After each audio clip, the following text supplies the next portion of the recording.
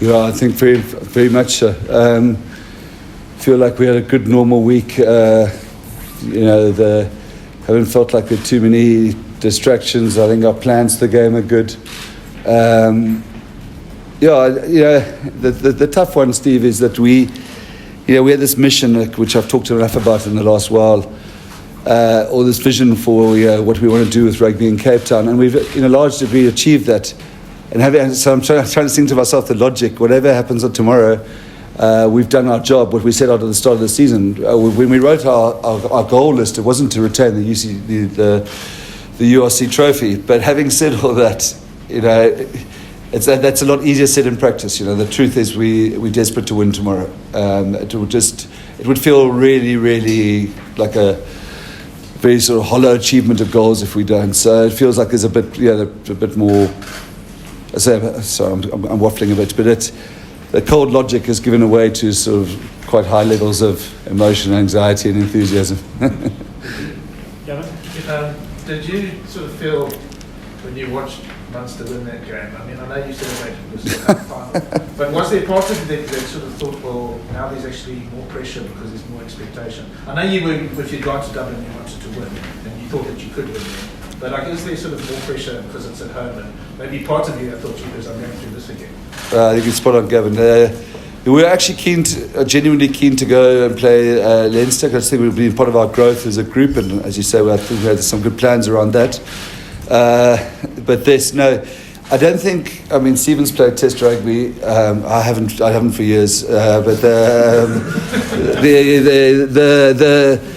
the vibe in the city, we're just getting so much stuff of Checkers and of people, of the kids all at primary school in Kirstenhof all wearing blue or whatever, Stormers kit today.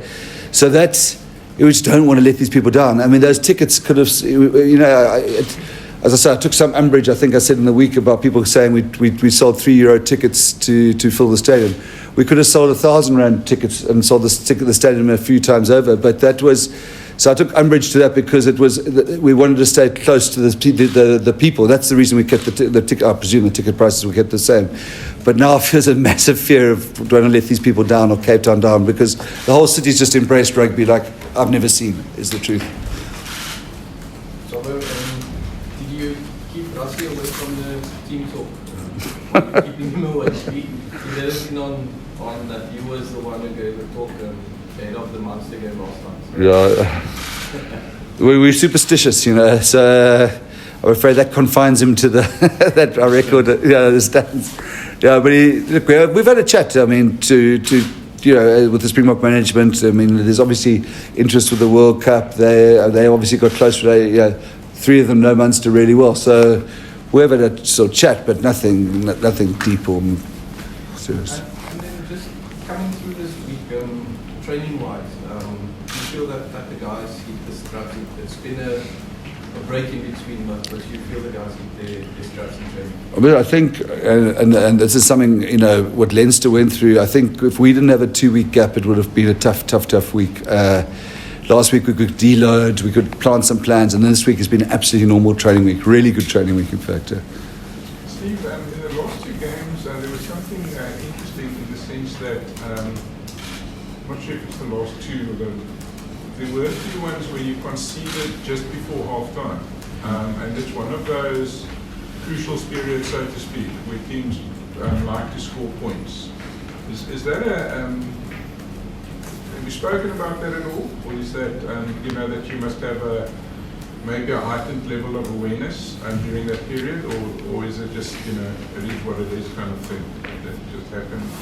Yeah, it's a difficult one because we all know this pitch, and it's almost impossible to play catch-up rugby. Like if you go down a couple of points in the beginning, you're going to fight your arse off to get those points back. And for us, against the Bulls and against Connacht, we had good starts, intensity starts, not to say scoreboard as much, but like there was a lot of intensity. We clawed our way and then conceded at half-time, and then the pressure's back on us starting the second half. So it is something we'll probably, minute 30, we'll probably come a message on, and just to almost close out the first half and then regather our thoughts and plans at the half-time break. But it is something we need to look at going into the game and making sure we keep the momentum in our favour, if the momentum is in our favour, or otherwise we need to score before half-time to actually start the second half off well. Actually, that's what you when you haven't actually conceded a try at half-time, I think there's been a few times you've scored one at half-time as well. So, in fact, Munster last time here was one, if I remember correctly. Yeah, I mean, Munster last time here, we went down 12 points within the first couple of minutes of the game and clawed our way back, and then you almost feel like that score just before half-time gets the momentum back in your favour. It was a tough one last time, so we understand the threats of Munster, and we had a real deep dive into their DNA and the way they play. So we understand we can't allow Munster to get their tails up. We can't allow them to score early because they scored a brilliant ball try against us last time. But it's something we worked hard on, fixed our mistakes, and yeah, for us it's impossible to guarantee a good start, but you can guarantee the start with intensity and actually getting on the front foot early in the game. Scoreboard might not look it, but you as players you feel like you on top of it. Yeah. Steven, Dobson speaks a lot about playing for people and all of that, and you just spoke about a start that doesn't go your way. When it doesn't go and the crowd goes quiet, and do you feel that tension in reverse that this is actually going against us from a crowd point of view? When it is quiet. Yeah. When it is, it's difficult. Like it's when 55,000 people go quiet, then you're doing something completely wrong. But we've got an amazing game model, and it's something it's drilled into the team. We've been playing that model and tweaking it for 2 years now to get to this point where we are today. So it's something we can always fall back onto if things don't go our way or we executing badly. We can always just focus on the plan, just focus on the intensity we bring into the game, just focus on playing in the right areas, because that also lifts our energy. It creates opportunities with our defence. It creates opportunity for our back three, and that's when the crowd goes electric. So for us to actually play in the right areas, make sure we execute our plan, it's going to lift the energy of us as a team because we know what we're doing, and it's also going to lift the crowd. Steven, was there need for someone like John Dobson's to come in? I don't know, Dobby, if you can answer that, or do you have someone just to prepare the players as well for, especially the early jabs and things from someone like Hatfield or Edo now? No, it wasn't. I think the guys understand the occasion, understand what 80% of the guys played last year. Connacht was a big crowd, big atmosphere. Could have easily got sucked down or gone into their shells, but the boys expressed themselves. So it wasn't actually needed for it. We had Leek earlier in the week, had a couple of words with us, but I must say a lot of credit to Dobbo in the way he brought his message on Monday, set the tone for the week, and I truly believe the guys. I mean, we had a coffee there at Bootleggers this morning, just talking about rugby and talking about possible things that can go right, possible things that can go wrong, and I must say, I feel confident, nervous, excited, but all in the right direction. No real fear for this game. Dobbo, there was a lot of chat about the referee after last year's game. Have you sought to make sure that you get clarification on areas that you may have doubts on? We have. We're actually not a team that generally sends in stuff before games. I just found there's very little return because what's agreed in the emails isn't necessarily what runs out of the tunnel. We actually really rate Andrea Piatti. I think it's good for the URC, but we've had him 3 times, and he's a strong referee. Don't suck me into your jokes about Italians and because the option was obviously had to be country neutral, so an Italian, a Scotsman, and a Welshman. But I think we're very happy with Andrea, and we have got the clarity we wanted in a couple of areas, especially around the scrum. And we'll have another chat to him tomorrow. But I think he's a great appointment. I really do. He's a strong guy. Steven, your farewell has been extended over 3 weeks. So how different has this week been as compared to quarterfinal, the semi-final, where there wasn't finality, but there is finality now with the showpiece game? Yeah, it's not good for Dobbo's liver, to be honest. There was always after the Bulls, there was a bit of hope. We hoped Connor does us a favour. After Connor, there's a bit of hope Munster does us a favour. But yeah, it is my final game for now. But yeah, can always come back to the Stormers, and I always keep the door open. So, but yeah, it's going to be an emotional one. It's rugby first. It's going to be 80 minutes or 100 minutes of rugby, and then we'll take it from there. Steven, just some words with your reaction when you saw Jiva's new hairstyle. Are you going to be following him at any point? What's it, watermelons? What is it? Yeah, it's watermelons. Yeah. Yeah. Yeah, I don't know. There's no point in asking why, but Yeah, I think the closest I'll get to is that if the hair starts falling out, I'll go Dobbo's look. Just, Dobbo, if you can imagine if you had lost last year's final, the pressure would be much bigger because you'd have a barrier still to cross. Yeah. So how much does it help that you have Munster are desperate because they haven't won since 2011. So they're essentially in the sort of position you were last year. How much does it help that you do have that sort of knowledge that you've done it? It's not like if you lost tomorrow, people are going to say you can't win the URC because you have won it. yeah, look, I think it's helpful. And what I thought was a really nice touch by the URC was half the stadium will be sitting on that side, and there's that list of all the teams that won. Could you see? Have you seen it? It's all across the tier here is 2001, 2002, 2003. Big names like Anthony, Foley, Munster, and I'll get the year wrong. And it's quite nice. You go all the way around. There's the Stormers in 2021, and it makes us proud, and also realise how big this tournament is. And that was it's a really nice touch. So there's a tangible reminder that we've done this, and that is. But the difference this year is that last year it felt, even though it was URC and everything, it felt like another local derby, because we knew those guys so well, and it was a Bulls-Stormers game that stretches back 80 years. This is brilliant, you've got a Irish European giant in Munster against us. But I personally feel that having been there and been in this final, I think there's a bit more institutional knowledge and definitely an area, a bit more confidence, a bit more we know what we're going in for. The big thing is that we haven't beaten Munster in the URC. It's the only team we haven't beaten, so that causes a bit more anxiety. How does the final differ? Because you keep talking about there's no tomorrow and everything, but there would have been no tomorrow if you'd lost to the Bulls as well. And you've got this far now. Is it more sort of like a positive type of pressure than maybe the negative pressure you felt in the Bulls? Definitely. I know from losing, whether it's a Varsity Cup or there's nothing worse than going out in a semi-final or a quarter-final. You don't watch the final. I tell you as a coach, you don't watch. You got so much negative emotion around what just happened. I heard a podcast this week, the guy saying, the Leicester guys are not going to watch the Premiership. So that is a negative one. Yeah, definitely. This is a much more.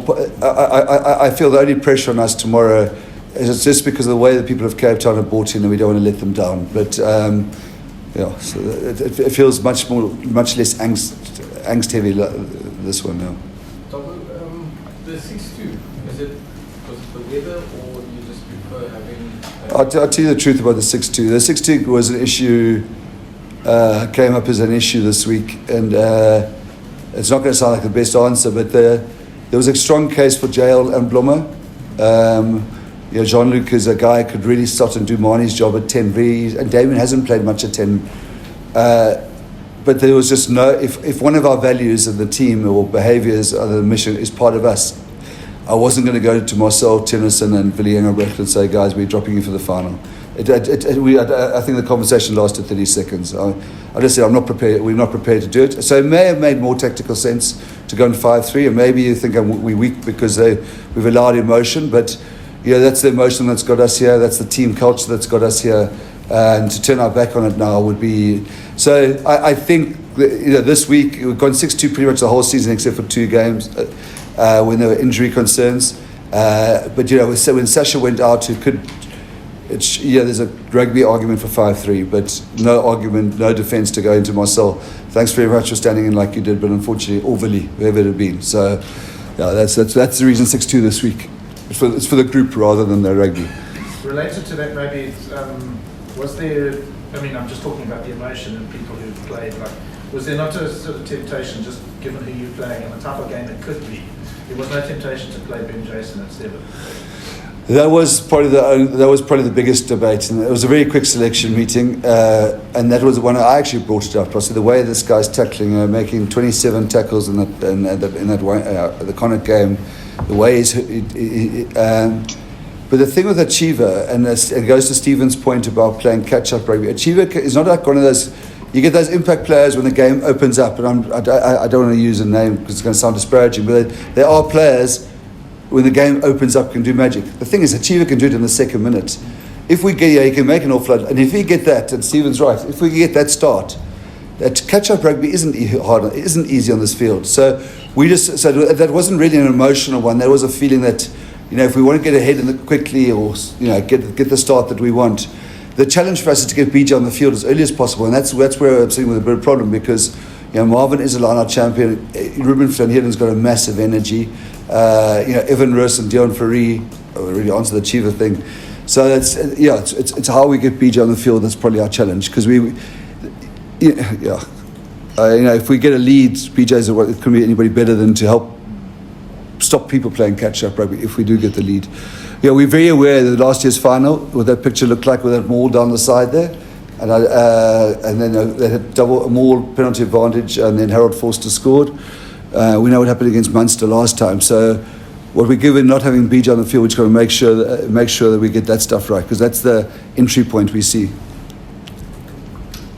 Steve, lesson from last time, the 10 minutes after half-time, was that not taking your guys' opportunities there? Was that the big thing, do you think, or was it bigger than just that? I think it was bigger than just that, but I think probably the biggest lesson from last time we had opportunities, didn't capitalise on them, and a team like Munster in the final, it's going to be way less opportunities. It's going to be, in my opinion, it's going to be a physical, structured game. They don't want to allow us to run our DNA, get the ball get the ball moving. So for us, it's going to be much less opportunities. So that's why, like when you enter the 22, your conversion rate needs to be sky high. Every time you get an access point, you need to come away with points, and that's the only way you're going to get the scoreboard ticking. Making crucial errors, losing the ball in the 22, conceding breakdown penalties, missing at goal. It's something that laid heavy on that game, but it's something we'll 100% try and rectify in the final. Do you think that they will target you guys in the lineouts, because they've got quite a bit of bull timber there? So do you think that will be a big focus point for them? 100% on your lineup. Yeah, I've always said it. Like big games comes down to how good you execute your set piece. So when it comes to scrum time, getting clean ball at line-up, turning over balls at line-up, because those are all possessions, and because there's so limited amount of opportunities, those things you need to execute as good as possible. So for us, hitting our mark at line-up time, getting them more going, putting the pressure on in the scrums, those are all indicators that will hopefully swing the result in our favour. John, there's a lot of debate made about video. Yes. Video. Where do you stand? Really disappointed that video got out and published, and I think we have to look at ourselves there. I think where my view is, it can be misconstrued. If you tell me any rugby team in the world, especially with our mission here in Cape Town, who wouldn't celebrate playing at home, people think you're celebrating because you're playing Munster. No, we're celebrating because of what this has brought to the city. I mean, I think there are 5,000. I might be wrong. Shirley might have been 5,000 Munster fans. It's brilliant. I mean, what it just means to the economy of the city, let alone the occasion, the emotion. We were sitting we were in a suite just up here. It was beautiful. The seat was the crowd. It was empty. Overlooking the stadium. We were celebrating having beaten. It was a really tough game against Connacht. Having a beer, and we weren't expecting anything from Leinster Munster. And then somebody just looks at the screen and said, "Watch this!" And suddenly the whole place grew. But it can't be happening. We're going to play at home, and that celebration, and which goes on to the Joseph thing, which I'm sure has been used in Munster team talks. I've got no question. I mean, we'll probably do the same thing. But I don't if any of them or us could say the players think we've got a home final, and I know you used bad words. We're going to do it. We're going to win it. He used worse language, which is unfortunate, and it's a betrayal of Joseph. We betrayed Joseph and his trust that thing got out. But you're not going to say, oh, it's Munster. Yeah, we're playing home against Munster. Oh, shit, we're going to lose. Or let's lose it. You know what I mean? So it was entirely incontinent. There won't be one rugby team in the world who wouldn't have reacted like we did. Joseph's language shouldn't be published. But, it was genuinely a celebration. We had planned. We were nagging the URC, Charles and them would try and get us tickets to the European Cup finals, the Heineken Cup finals, so we could get to it and prepare. We were ready to go, and suddenly you get the sun look up on TV. We're staying at home. We sold out 55,000 tickets in 2.5. It's a fantastic thing for Cape Town, and that's what we were celebrating. And the players were, let's go, we can do it, we can win it again, because it's a choice that you see in the European and the teams are winning at home, so it's a massive boost for us. So actually, I think we owe Joseph an apology for that. I think anybody who sees it as a thing, a slight against Munster is completely wrong. It could have been, that game could have been, let's say, Connacht against Ospreys, and let's say Connacht were to win it for us to play that, we would have celebrated just as hard. We've never beaten Munster. We got a hiding in Limerick. They ended our 21 or 22 game winning record here on the 15th of April. We're not going to celebrate playing Munster. Yeah, the British and Irish Lions. Echis Nam was one of the best rugby players in the world. So it was purely about, it's important that. And Joseph's thing is sheer exuberance, saying, look, we're going to, I can't use the language here, as one, but, and I feel like we let ourselves down by that video going out, because I'm no doubt it's used as a motivational trick, but I think there's no team, I don't think another team would have reacted any differently to us. But you say that it's like bad language and everything, but for goodness sake, I mean, in rugby, if you watch the British and Irish Lions video, 97 series, Keith Wood, Jim Telfer, 100%, Rusty and Chasing the Sun, 100%, and that's behind closed doors. That's the language used in rugby, unfortunately. I mean, it's not, they're not coming here to a petting farm. No, listen, that's exactly our sentiment. I just feel. But I'll tell you two other things about that. Joseph, when he arrived here, we nicknamed him Build-A-Bear, and the bear's been poked. And if there's one player who can deliver on that in this team, because he's got the mindset and he's not the only player, but he can deliver on what he'll put in. And I think if they're going to spend their time chasing Joseph Dweba, that's great, because he won't retreat. And the other thing that probably irritated me a little bit, which has nothing to do with Munster, was people saying, we reduced the ticket prices to fill up the stadium. I think it was a brilliant gesture by the URC and whoever the decision makers were, because it's so fantastic that the people of Cape Town have supported us and those things can afford to come to this game. I tell you the truth, and I mean, Chile, you probably know the facts. I mean, we could have sold the stadium 5 times over for this game. We could have had the ticket price at R1,000, and we would have sold out, maybe taken a day or two longer.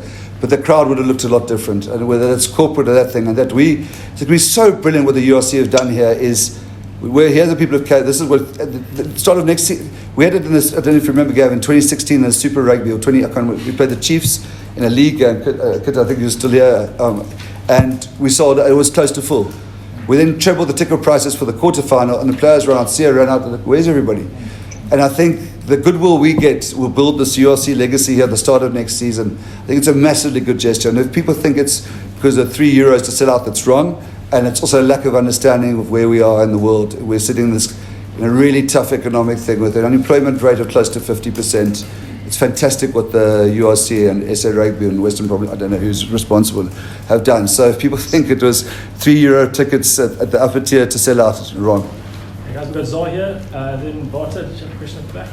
Yeah, so we'll go Zah here, then yourself, and then we'll go Barta for the Afrikaans. Yeah. With everything that you said now, and also last year's final was against the Bulls and felt like a bit of a derby. This one's against Munster, European bars, and this to both of you guys. Would you say this is the biggest game in Stormers you've seen?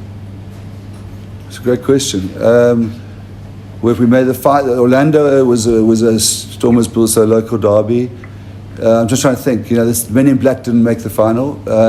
Not to disparage them. Highlanders semi-final. Highlanders semi-final. Yeah, I think for what it's done for rugby here in this region, my feeling, I mean, Steven's I don't know, my feeling is yes. And it's a great that it's against a team with a proud tradition of Munster and such a good team and their culture. I mean, to have 5,000 people flying over, it's wonderful. It's This is proper, yeah. So I don't think any Super Rugby final would have had that. I don't think ever where the Lions played against the Crusaders or anything like this has happened in Super Rugby. So, yeah, now you just trebled my dosage of Jamisons and sleeping pills tonight because it's the biggest game in Stormers history.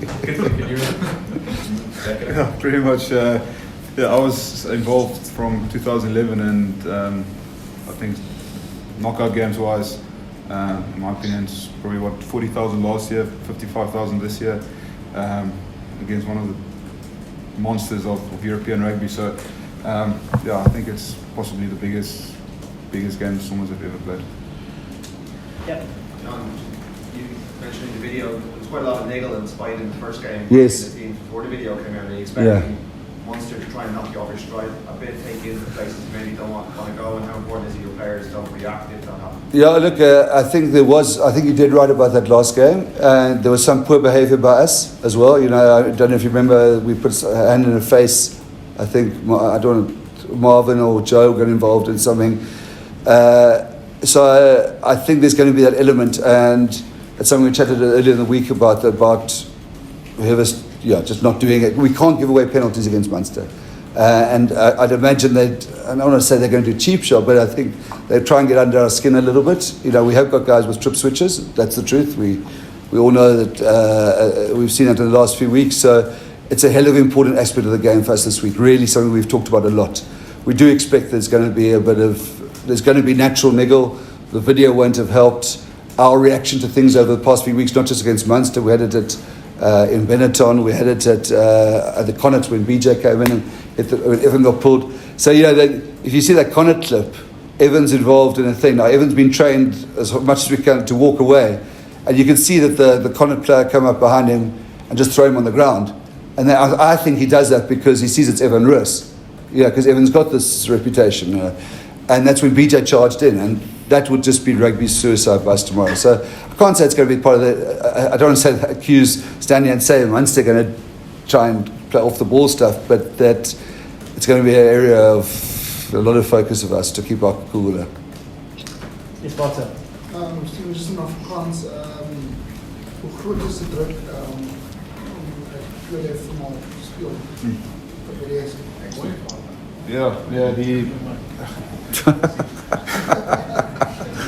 dat was baie druk. Ek dink laas jaar of die eerste groot finaal vir ons is Stormers in baie jare, en ek dink daar was enigiets kon gebeur en is al verwag van as jy nou dink hoe Kaapstad ontplof het en hoe die mense begin agter die spelers kom het en elke oggend is daar ietsie op die radio en tot die vrouens is gister op KFM geweest. So ek dink die druk is daarso en vir ons is dit om nie die mense teleur te stel nie, soos om ons alles te gee om seker te maak ons speel die beste game te kan en hopelik om oorwinning te kry.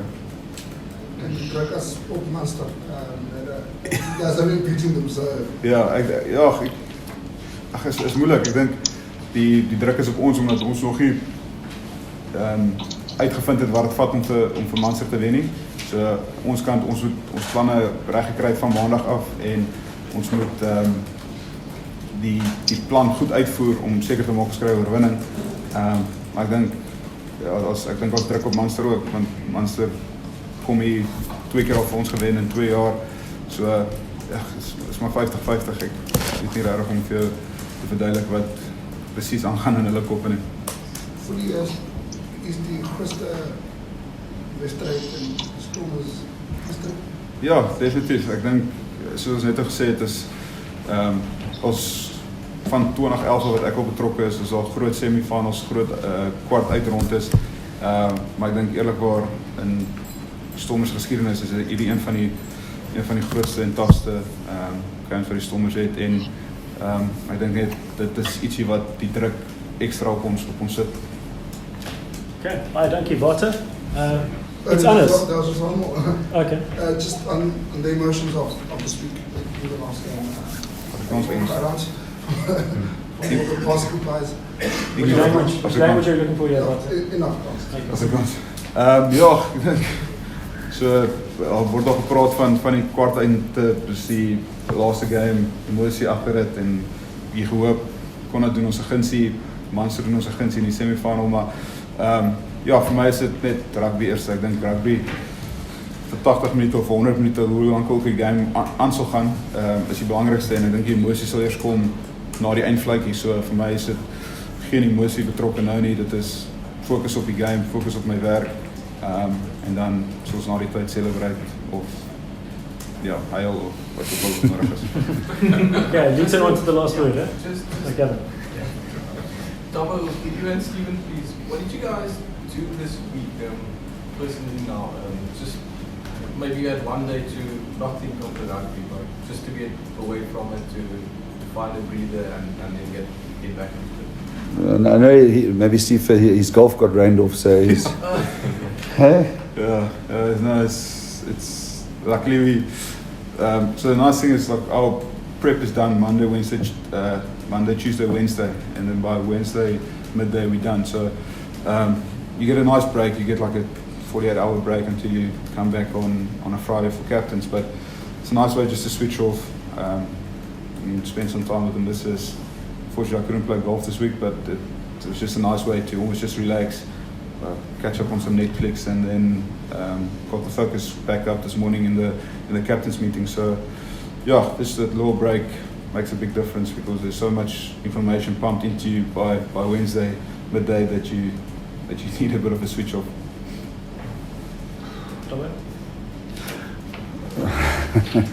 No break. No, look, we've got a Currie Cup game this afternoon. So the Currie Cup took a bit of work this week as well. So no, it's been quite a busy week. May have de-stressed a bit last night. That's what I did. There was some snow in Sierra, so you didn't take a drive. No, I didn't go down. I don't know. I still in Cape Town. Gavin, it's on a high. Let's do it. I'm actually content on how because he just said what I was going to. So I was going to ask you if part of like dealing with the stress maybe you have something to do. So instead of just sitting around this afternoon, are you going to be in charge at Atlas Stadium? Yeah, we're going from here to the Currie Cup Hotel. Okay, well that keep you busy. Yeah, look, and that's going to be a tough game because I mean, like, you know, the other teams finished their URC campaigns a while ago and they've URC'd up in the Currie Cup, so it's going to be a hell of a challenge for us this afternoon. I know we're not here for that game, but it's going to be. It really, if we get a result or a point out of that, we would have done incredibly well. But it's great. I actually think it's actually benefited us because I think the tendency would have been to URC up a few weeks ago. We would have probably because everybody else is doing it, and that these guys getting this extended run and you know it's a full Lions URC team. So I'm not expecting much out of it. And I'm very. If I can get one win this weekend, it'd probably be tomorrow. If I could choose. Yeah. Great. Thanks so much, everyone. You two need to stick around for some one-on-ones, please.